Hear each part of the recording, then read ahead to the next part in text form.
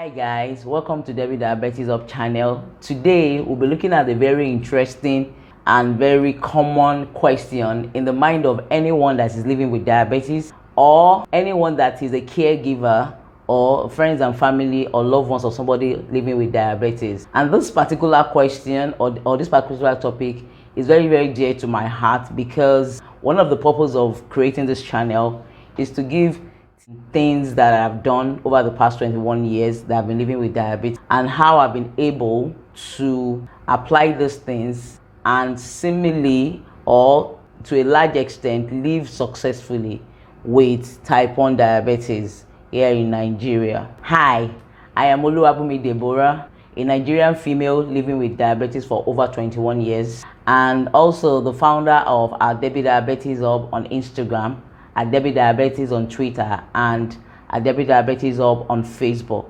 Please kindly click on the subscription and like button below. This will mean a whole lot to me and also help me to get more of this kind of video out there for your viewing pleasure. Also, you can check all our social media handle on Instagram, on Facebook, and on Twitter and get more relevant info about diabetes and all things diabetes. Thank you. Hi guys, so today we'll be talking about 8 steps on living successfully with diabetes or with type 1 diabetes or with gestational diabetes or with type 2 diabetes or with any kind of diabetes. And this particular topic is so sensitive and so very important to me because day in day out I meet people living with diabetes that struggle with it. Is so weighty on them that they can literally not do any other thing with life, and it breaks. I know that once upon a time that was also in that cycle or also at that point, and I know that as much as diabetes is a challenge, is an excruciating, painful, lifelong managing ailment that can literally be overwhelming 98% of the time. I know that it is hard, but I also know that it is doable. As much as it is tough, it is also something that someone can actually manage and live successfully with. So this particular topic is so important to me that I really want to just share. It's something that even though you know how to, even though you have been living successfully with it, you can still pick 1 or 2 lessons or tips or tricks or hacks on how to successfully with it. This 8 point or 8 step doesn't exhaust the topic. So let's just treat it like an intro, like 101, like the basics of what we can do or what we can set as basics to be able to live successfully with this disease. So one of the first and the most important step that I had to learn myself is acceptance.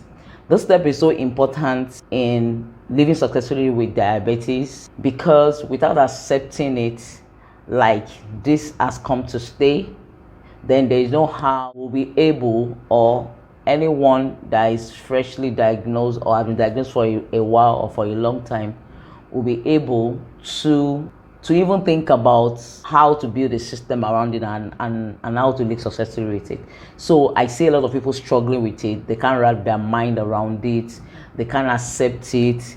They are looking at the disease and they are looking at it like, why me? Why does it have to be me? Why does it have to be something that this kind of thing happened to me? And one of the things that I come into the realization, or I always tell people when I'm counseling them with diabetes is just a disability. Everybody has one or more disability that they are trying to cope and live with in life. There are some people that their disability is in their place of finances. There are some people that is in their place of relationship. They are awkward in having relationships. Some people is in their place of is family. Some people is in their career. Some people is in their education. As early as I accepted it, that is one of those challenges that life throws at me, and find a way around it to be able to live with it, it becomes less of a mountain. It becomes something that I could take and turn it around and make it work for me.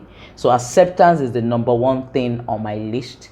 Acceptance will make you to stop seeing it as a dead wish. Acceptance will make you to be able to put it in its proper place. Diabetes isn't your whole life. As much as the disease has the persona or the ability to overwhelm and overshadow, it is just, or it is, I do not want to trivialize it by using the just, because I as somebody has been living with it for 21 years, and every day is still a challenge to surmount and everything. So I treat it, I accept it that okay, this has come, this is here. So how do we handle it? How do we overcome it? How do we live successfully with it? So the earlier you accept, or the earlier someone accepts the verdict, and this does not nullify somebody's faith. It doesn't mean that you are faithless. It doesn't mean that you do not have God. It doesn't mean that God is not seeing it. But I just believe strongly that whatever it is that you put so much focus and attention on, whatever it is that you fight, you can't learn about it. And it's very important that the acceptance will open the door of knowledge to be able to handle the disease properly. So number 2 step to live successfully with diabetes in this 8 step on living successfully with diabetes is knowledge of the disease. So somebody rightly said, or somebody quoted, or there's a quote that says that knowledge is power. So there's another one that I love much more than that said applied knowledge is power. So one of the step, or one of the things that have helped me to be able to live successfully with diabetes is knowing about it. Like back to back, I am learning. There are things that I learned about diabetes 21 years ago. There were others I learned about diabetes 15 years ago. There are others I learned about diabetes 10 years ago. There are others I learned about diabetes just few weeks ago, because knowledge is progressive. So knowledge, adequate, evolving, progressive knowledge about the disease will help you to be able to know and to be able to get ready and to be able to quickly pick if there is anything out of the ordinary. So knowledge of the disease, that's why I said earlier in the number 1 step about acceptance. It's only what you accept that you can learn and know about. So knowing about diabetes, knowing about your own personal type of diabetes will literally liberate you, will literally put you on top of it. It will literally put you on the top of the game, and it will go a long way to be able to handle it and put it in its proper place, so that you can also live every other part of life very well. The number three step in successful living with diabetes is discipline in medication and lifestyle changes. So I see people, I counsel people, I talk to people, I relate with people, I engage people that are living with diabetes on a regular, because of number 1, the kind of organization that I run, and also because I just love to just share everything that I know, so that life can be a bit easier, because life on its own is complex. Then when you now have an extremely complex medical condition that is lifelong management, then it becomes daunting. So I talk to them, and one of the things I notice about them is just that because a lot of people have not accepted, which is the first step, that this is it, we are here, so how do we move from here to there? And because a lot of people do not even have no basic knowledge about the disease that they are living with, like literally a lot of people do not know anything. They listen to people talk about it online, they listen to people just trying to market a particular product. That is not knowing. Knowing is literally doing your own personal research, asking questions, if it's possible joining groups and just asking questions, know about it. The same way we know about the course that we do in university, we know about our body. It's important that the acceptance and the knowledge of those two things will now be able to let you know that there are some basic or some discipline required. So all the acceptance and the knowledge also will give you some, how will I call it, will give you knowledge and tips and acts and a whole lot of material and resources to be able to know what to stop, what to eat, what not to eat, where to go, where not to go. For example, a lot of people that are living with diabetes do not know that water is extremely important. Like, water can literally determine if your medication is absorbed properly or not. Either you are on insulin or you are on metformin or any other, or glucophage or any other medication. A lot of people do not know that water is so important. A lot of people do not know that by the time you are aware that you are thirsty as an human being, by the time you are aware that you are thirsty, you're already dehydrated. By the time that you are saying to yourself, like, I am thirsty, like, I'm thirsty, I feel like drinking water, you're already dehydrated for a normal regular human being. Now imagine if you're somebody that is diabetic. So you don't wait until you are thirsty before you drink water. You ensure that you hydrate properly. Hydrate properly means every like an hour you are taking a sip of water. Not only because it helps you as somebody living with diabetes to be able to absorb insulin and your medication properly, also it helps the digestion, it helps your mouth, because most of the time people that are living with diabetes have something that they call acetone breath. It helps keeps your mouth well lubricated, your mouth well moist. And also a lot of people living with diabetes struggle with gum or dental issue. When you hydrate properly, it keeps your mouth moisture, it doesn't allow any bacterial growth, it keeps your saliva moving, it keeps your whole body like together. Water is so important that it should be something that you unconsciously just take. Like, you should have a target of liter of water that you want to take per day. Then a lot of people do not know that as somebody living with diabetes, cold or chill water is your friend, because most of the time in the process of your body trying to get rid of excess sugar or keeping your sugar balance, you generate a fever-like body temperature, and chilled cold water or ice cube in a glass of water will go a long way to calm you down, instead of you just sweating unnecessarily, getting agitated, getting anxious and a whole lot of stuff. So knowledge of this disease will give you basic resources that you can work with, which covers the number 3 step, which is discipline in your medication. The knowledge will make you know that if you do this is what, so it will keep you in check, and also the necessary lifestyle change that you need to do. So number 4 step in living successfully with diabetes is resting or proper sleep. Oh God, I cannot stress this enough. Now, I know that we are in Africa where, I don't know how to term it, but when we are, I call it martyr syndrome. So for people that are Christians, that are my folk, martyr syndrome means we are always everywhere. We are always doing this. We are always multitasking. Master of jack of all trade, master of none. In Africa, when you're sitting, people will just assume that you are lazy or you are laid back. When you are resting or you are taking time off, they see you as lazy. So in Africa, we have this mindset that you have to be busy day. In fact, if they do not see you leaving your house every day, they just tell that you are doing one fraudulent act or you are jobless or anything.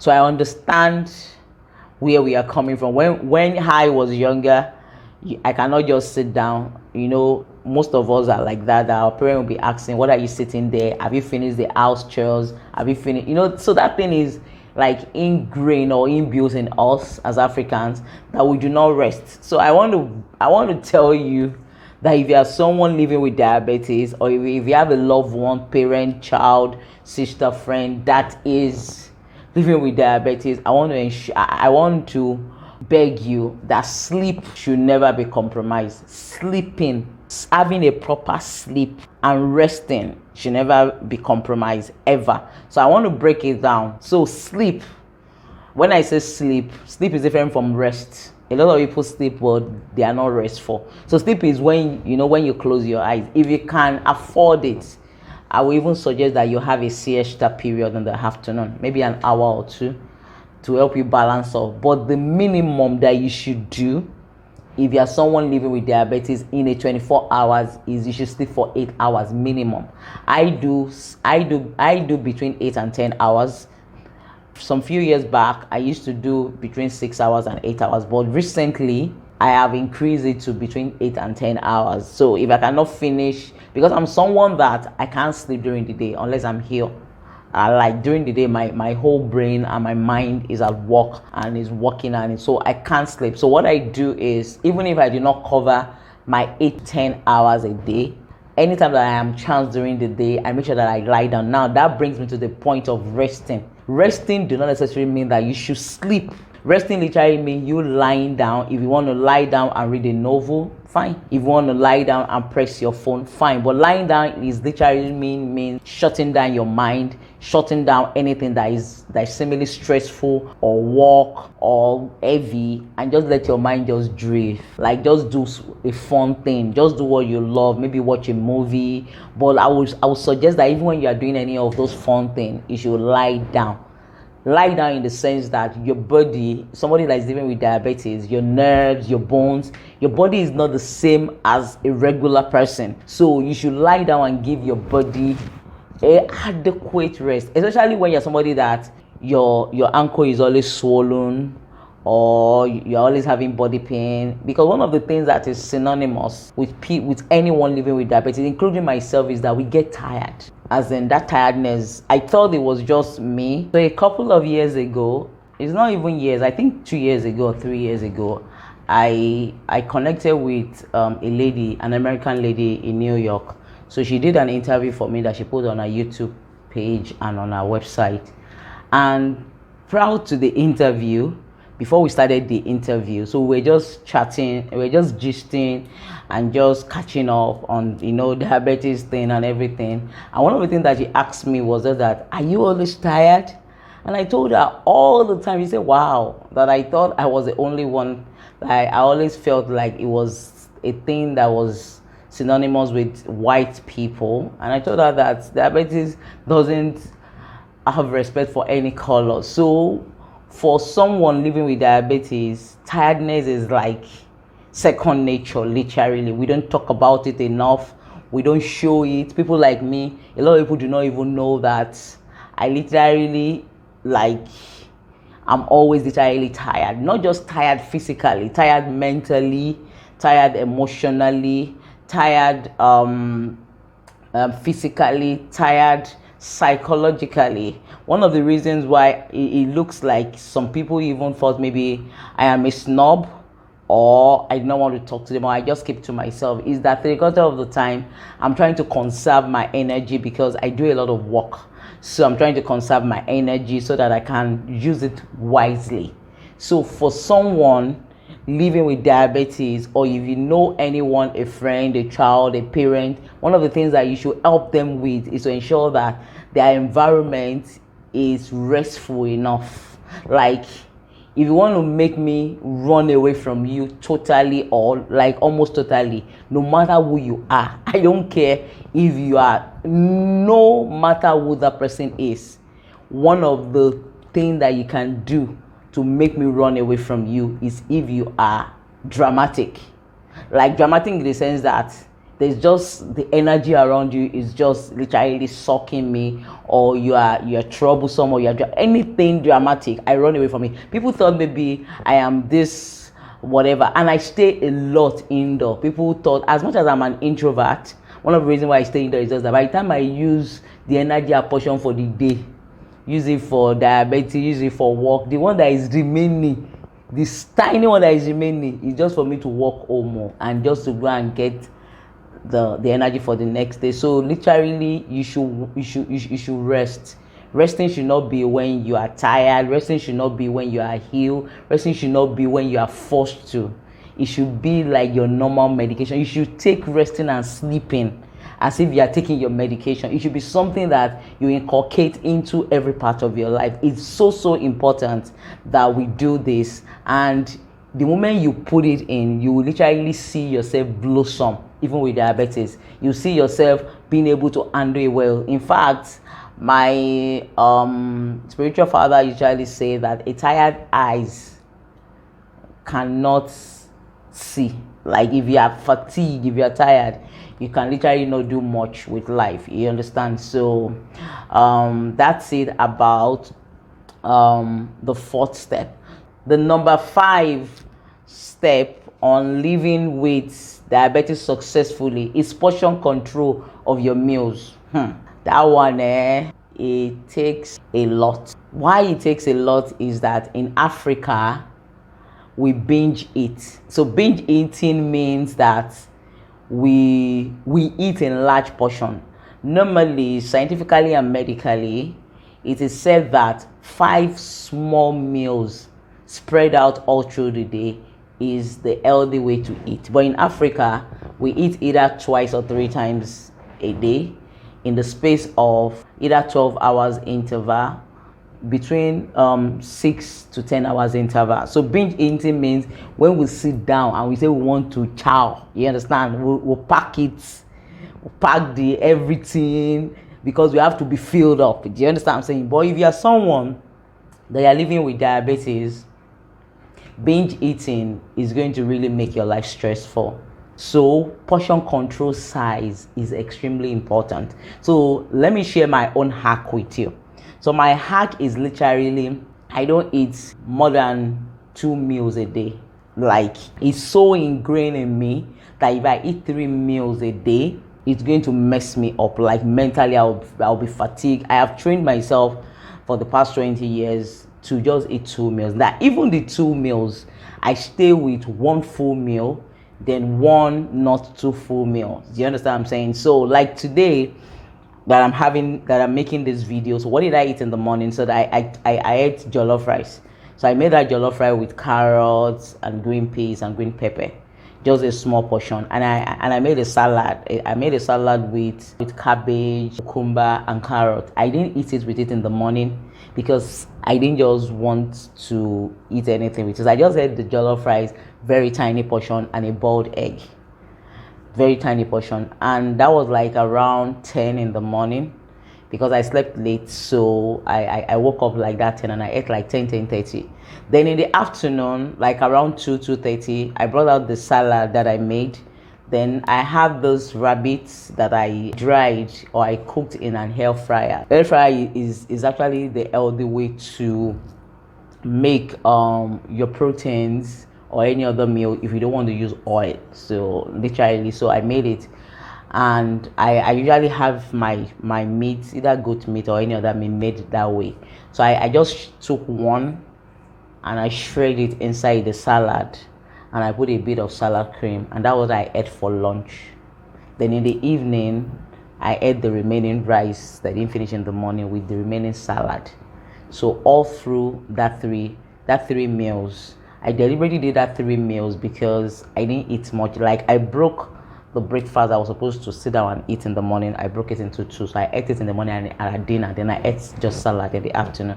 And when I'm talking about even the size of the salad that I ate, you know, the normal salad that is sold, that they normally sell at the eatery, that white container, that is the salad measurement that I ate, literally. So why I do that is so that I can keep my blood sugar under control, because the more you eat, the more is plenty, the more you struggle, or the more the insulin that you have taken, or the glucophage or the metformin struggle to help you control your blood sugar.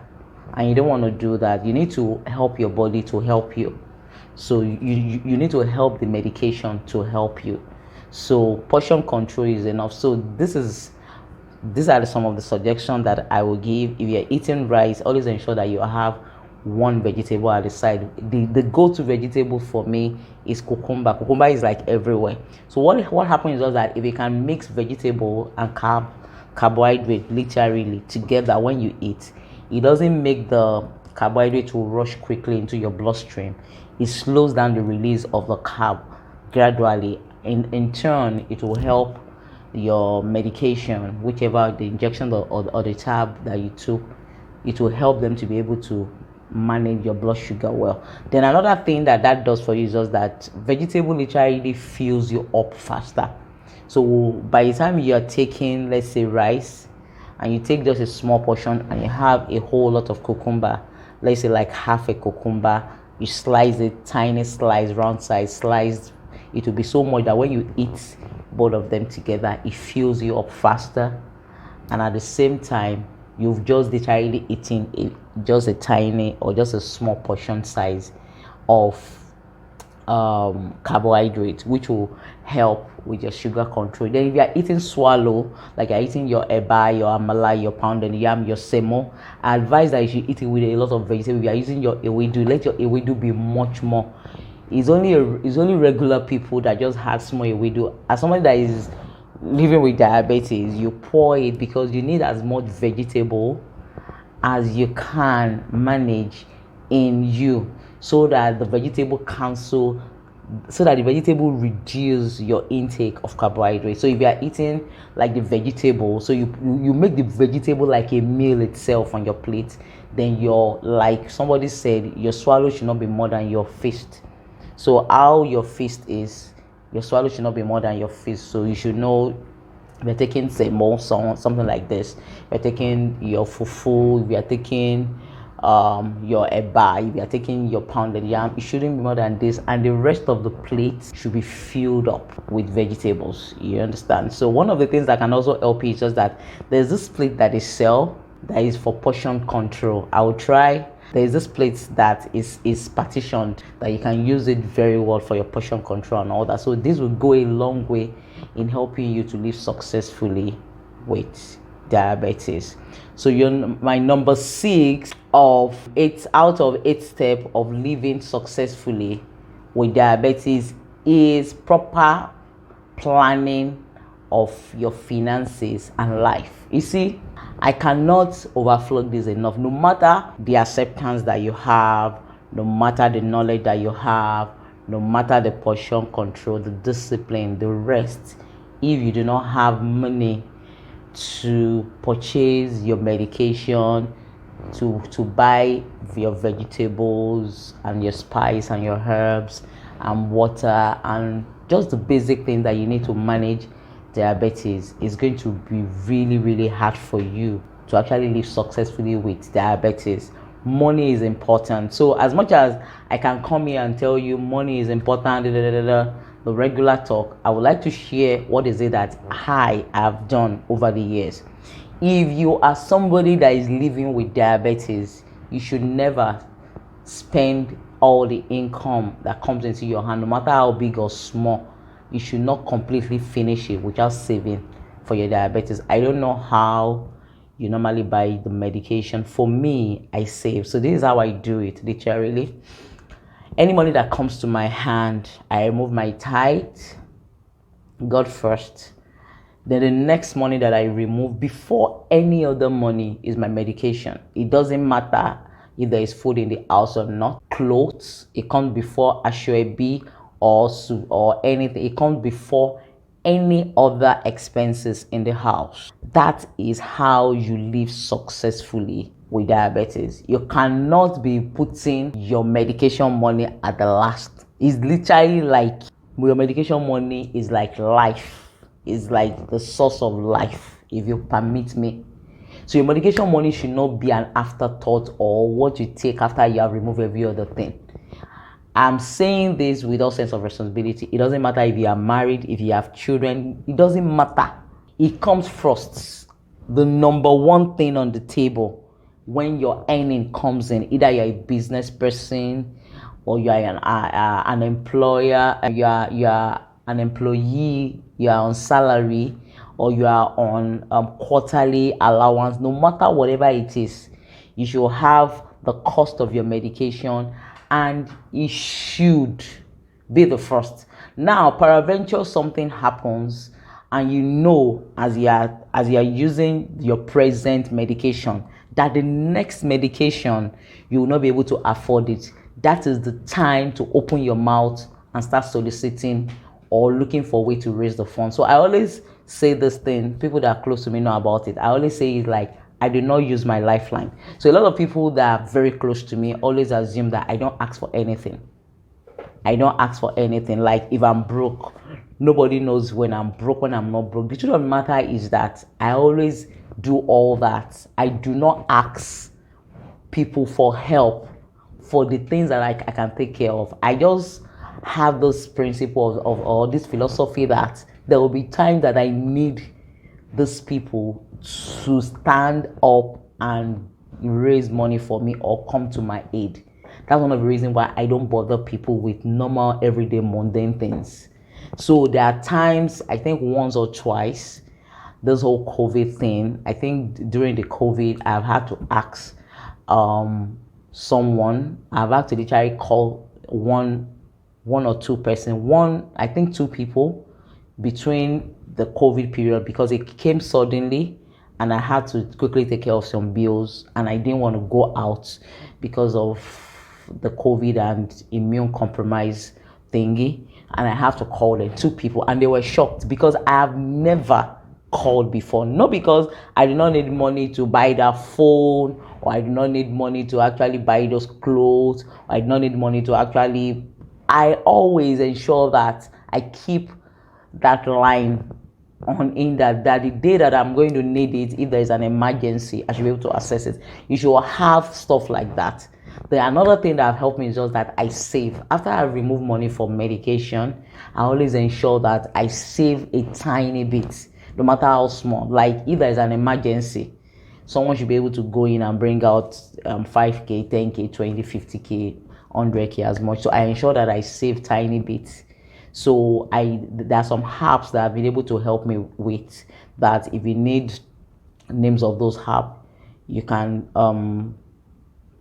ask in the comment section below and I will drop them. That I've been able to, I have app that helps me to save daily, saving as low as 100 naira, 200 naira daily for a couple of months can be a lifesaver, can be a determinant between life and death, literally. So I will beg you that please, you should cultivate that, like proper planning of finances and life. Another thing that I've been able to do is just that, aside from finances, planning of life. Like I don't just do things randomly. I plan my meals, I plan my visit, because when there is proper planning and system in place, it helps to reduce the margin for error. Like I plan, I don't just bring out money and spend. I don't just wake up and just make a decision, because every single thing that I do or every step that I take impacts the diabetes directly. So I just have to do a lot of stuff. There are some times that one of the things that I planned was when I was finishing service, I planned that I wasn't going to work for any corporate setting, because I just figured there are nights that diabetes will drag you by your beer. Like diabetes will drag you. You will do everything. There are days that you do all that you're supposed to do and you're still going to feel overwhelmed, or you won't be able to sleep, or your blood sugar will not go down. And I'm wondering, how do I show up to work the next day? How do I give my best? Like I know that if I want to toe that line, coupled with the fact that I have to raise funds for my diabetes on my own and pursue my dreams and my purpose, it's going to be too much and I might crash. That's one of the reasons I've not worked for anybody. So what I did was that even after I left school, I had to go and learn some other skill that will give me control of my time to be able to live and also be able to manage. Diabetes is like a whole person that you are managing. They now manage yourself too. So it's a whole lot.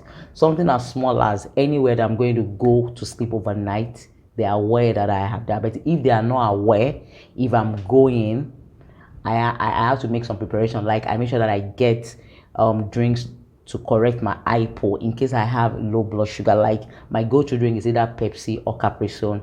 Capri is more is easy to carry. I have to literally most of the time buy an extra bottle of water when I'm going because I don't want to be dehydrated.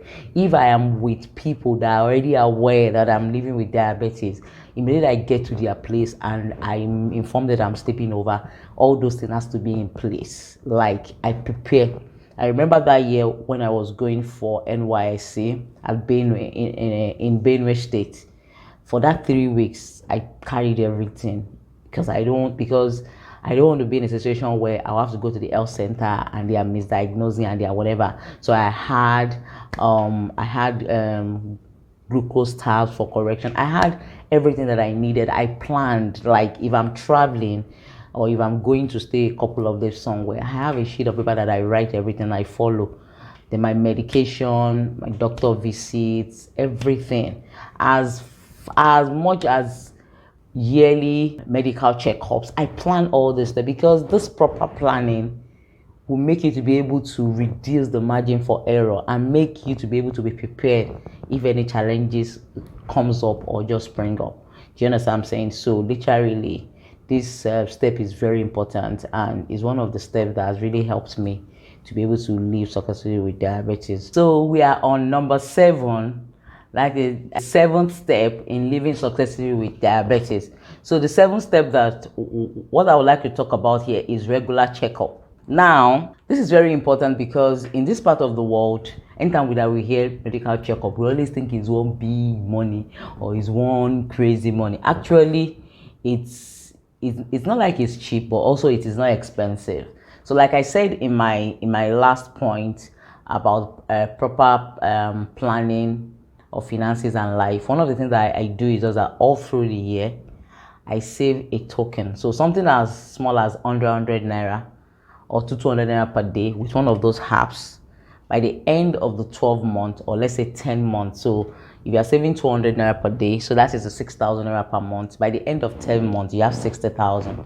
60,000 can literally do the basic or the normal checkup that you require as somebody that is living with diabetes. So when I say checkup, I mean kidney check, liver check, heart check, and dental check, then eye check. 60,000 can actually help with that. Even me that I'm talking, I've really slacked in the last 2 years because of COVID, and I'm really working to. I did it last year, you understand, but it was something that I did towards the end of the year, and I'm really working towards it this year to be able to do it. It's very, very, very important that we do this so that if there is anything, it is caught early. If there is anywhere, it is caught early. You understand what I'm saying? So regular, at least annual checkup. If you can add dental to it, then fantastic. Annual medical checkup will go a long way in helping you to live with diabetes successfully. It can literally be a lifesaver. It puts you at rest. It helps you to know where to target most of your attention and your care, and it helps you to be able to have an idea of what is actually, if there's anything that is wrong, or how to properly handle that part of challenge. You understand? So it's very important. It's something that even if you've not been doing before, you should ensure. So guys, we are now at our final point, the 8th key. Okay, this is 8. The 8th key to successfully living with diabetes is faith, which I also call belief, which I also call conviction. Now, I'm being careful not to sound churchy or not to sound Christian-like, because this community and the audience and the family cut across different religion and belief system. But one of the things I would like to encourage us for is that whatever it is that your belief is, or your religion is, or your conviction is, I will ask that to live successfully with diabetes, one of the things that have helped me tremendously is my faith. So whatever it is that your faith is, or your belief system, or your conviction is, I would like to encourage you and suggest that for you to live successfully with diabetes, you need an anchor. So what do I mean by an anchor? Faith is literally what we have that generate hope for us. So there will be times that that your doctor will have done all, you yourself will have done all, your friends and family will have done all, your support system, if you have one, will have done all. And even with that, you still have to wait. Like, there is this period of waiting or healing process, or the period for your body to restart itself or your body to pick up itself. That waiting period, one of the ways that will help you to go through them will be your faith or your belief system or hope.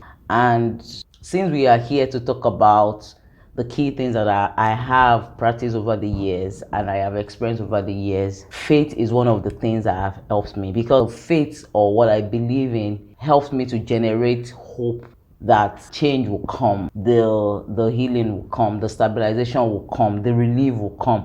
And year in, year out, when those challenging periods shows up, or when those times shows up, which it shows up frequently if you are living with a lifelong disease and all that, my faith in God has been one of the things that I always anchor myself to. It gets to a point where diabetes is so overwhelming that it looks like is a bustering wind, or is a floody water that wants to drag you down. The tiredness will be so overwhelming. I'm talking now to people that are living with diabetes. The tiredness, and the people that have loved ones that live with diabetes, tiredness is so much that the only thoughts that are predominant is, let me just rest, let me just. And in all those times, it makes sense a lot when those thoughts are running, because you are absolutely tired and exhausted. So one of the things that I do when I get to that point is I just anchor myself into my faith. I go back to the things that I know about God, the things that I've read about Him. I go back to the things that He has done in the past, and I ensure that I don't stay in the victim or in the pitying mode. So it helps. So I just go and I just surrender all, and I just anchor myself to my hope or to my faith in God. And I can assure you, times and times over and over again, that has helped me to cross to the other side. That has helped me to hold true and hold strong till the process completes and I get back to my normal routine and life back. And so I would like to encourage and suggest to everyone that is out there listening to me, that is living with diabetes, or that has a loved one, or that has a child, or that has a family or friend that is living with this chronic, overwhelming, and vicious disease, that one of the things that will help you after you've done all is your hope and your belief in whatever God it is that you believe in. And not only that, it will help you hold on, it will refresh and restart also your mind and all that. And it makes the whole difference. It makes the whole difference. I would have loved to dive deep into this faith and hope thing, but I don't want to go really into it like that, because it can really turn into something, because this is one of my core strengths. People meet me, people see me and say, wow, you don't look like someone that has diabetes, you don't look like someone that lives with diabetes. One of the things that have kept me year in, year out for the past 21 years has been my faith in God, my belief in God, hope in God. Like, there is a better day, there is a better tomorrow, something good is coming out of it, it's coming out for a testimony, this is not the end. Stuff like that just keeps you sane and all that. So I would really like to encourage that whatever it is that you believe in God, you're a Christian, you're a Muslim, you believe in the universe, whatever it is, I will encourage that you cultivate the relationship, you pay more attention to it, you hold on more to it, you build that part of your life. Because when all whatever is down, it's just you and whatever it is that you believe in and all that. So thank you guys. So we've come to the end of our 8 keys or 8 steps in living successfully with diabetes, and I hope you've been able to learn a thing or two from this video. If you like the video, if you enjoy it, please kindly click on the subscription and like button down below, and also you can check all our social media platform at Debbie Diabetes Hub on Instagram, Facebook, and Twitter for more relevant information about how to live with diabetes successfully, encouraging words, keys, and hacks and tips on how to live with diabetes, and also relevant information about diabetes and how to manage it effectively. Please check down below and you get all the links to every one of our social media platform there. Thank you guys. I really appreciate if you can share the video with your network, share it with your contacts, share it on the WhatsApp group and Telegram group and all the groups. It will really encourage me and inspire me to get more of those videos out. And also, every single time I bring this kind of video out, I'm telling you, it takes a community to get this kind of video out here. It will really inspire, it will encourage me if I get your continuous support, and by liking and subscribing and watching the video, it will help me to be able to do more and bring more out. Thank you so much, and we'll see you next time. Bye bye.